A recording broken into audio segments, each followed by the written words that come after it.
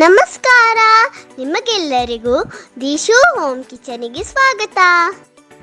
ಕೇವಲ 15 ನಿಮಿಷದಲ್ಲಿ ತುಂಬ ಸುಲಭವಾಗಿ ಮತ್ತು ಇನ್ಸ್ಟೆಂಟ್ ಆಗಿ ಬೇಸನ್ ಲಡ್ಡು ಹೇಗೆ ಮಾಡೋದು ಅಂತ ನಿಮ್ಮ ಜೊತೆ ಶೇರ್ ಮಾಡ್ತೀನಿ.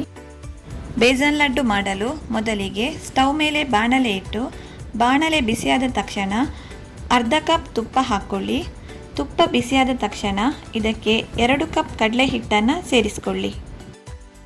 ಕಡಲೆ ಹಿಟ್ಟು ಹಾಕಿದ ನಂತರ ಇದನ್ನು ನಾವು 15 ನಿಮಿಷದವರೆಗಾದರೂ ಮಧ್ಯಮ ಉರಿಯಲ್ಲಿ ತುಪ್ಪದ ಜೊತೆ ಚೆನ್ನಾಗಿ ಹುರ್ಕೋಬೇಕು.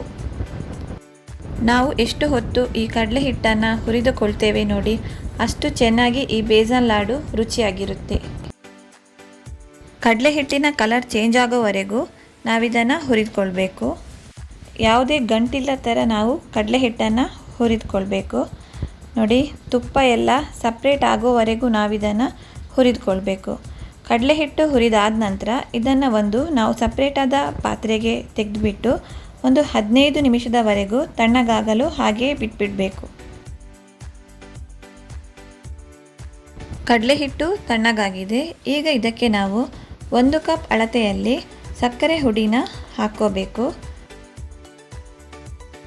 ಇದನ್ನು ಗಂಟಿಲ್ಲ ಥರ ಚೆನ್ನಾಗಿ ಮಿಕ್ಸ್ ಮಾಡ್ಕೋಬೇಕು. ಸಕ್ಕರೆ ಎಲ್ಲ ಕಡಲೆ ಹಿಟ್ಟಿನ ಜೊತೆ ಚೆನ್ನಾಗಿ ಬೆರಿಬೇಕು. ಆ ರೀತಿ ನಾವಿದನ್ನು ಮಿಕ್ಸ್ ಮಾಡ್ಕೋಬೇಕು. ಸಕ್ಕರೆ ಹುಡಿ ಕಡಲೆ ಹಿಟ್ಟಿನ ಜೊತೆ ಚೆನ್ನಾಗಿ ಬೆರ್ತಾಗಿದೆ. ಈಗ ನಾವು ಬೇಸನ್ ಲಾಡುನ ರೆಡಿ ಮಾಡಿಕೊಳ್ಳುವ. ಯಾವ ಸೈಜಲ್ಲಿ ಬೇಕಾದರೂ ನೀವು ಲಡ್ಡುನ ಮಾಡ್ಕೋಬಹುದು.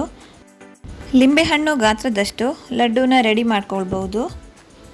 ಹೀಗೆ ಕಡಲೆ ಹಿಟ್ಟಿಂದ ಒಂದೊಂದಾಗಿ ಬೇಸನ್ ಲಾಡುನ ತಯಾರಿಸ್ಕೊಳ್ಳಿ. ಮಧ್ಯದಲ್ಲಿ ಈ ರೀತಿ ಪ್ರೆಸ್ ಮಾಡ್ಕೊಳ್ಳಿ. ನಾವು ಕೊನೆಯದಾಗಿದ್ದಕ್ಕೆ ಬಾದಾಮನ್ನು ಇಟ್ಟು ಗಾರ್ನಿಷ್ ಮಾಡಿಕೊಳ್ಳುವ. ಇದು ನೋಡಲಿಕ್ಕೆ ಸ್ವಲ್ಪ ಚೆನ್ನಾಗಿ ಕಾಣುತ್ತೆ.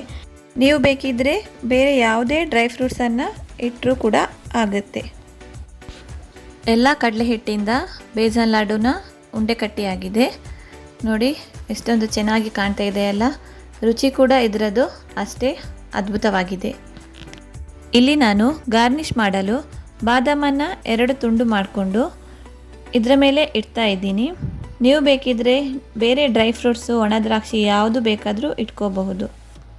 ಇನ್ಸ್ಟೆಂಟಾಗಿ ಬೇಸನ್ ಲಾಡುನ ಹೇಗೆ ಮಾಡೋದು ಅಂತ ನೋಡಿದ್ರಲ್ಲ. ಈ ರೆಸಿಪಿ ನಿಮಗೆ ಇಷ್ಟ ಆದರೆ ಲೈಕ್ ಮಾಡಿ, ಕಮೆಂಟ್ ಮಾಡಿ, ಶೇರ್ ಮಾಡಿ. ಹಾಗೆ ನಮ್ಮ ಚಾನಲಿಗೆ ಸಬ್ಸ್ಕ್ರೈಬ್ ಮಾಡಿ. Thank you for watching.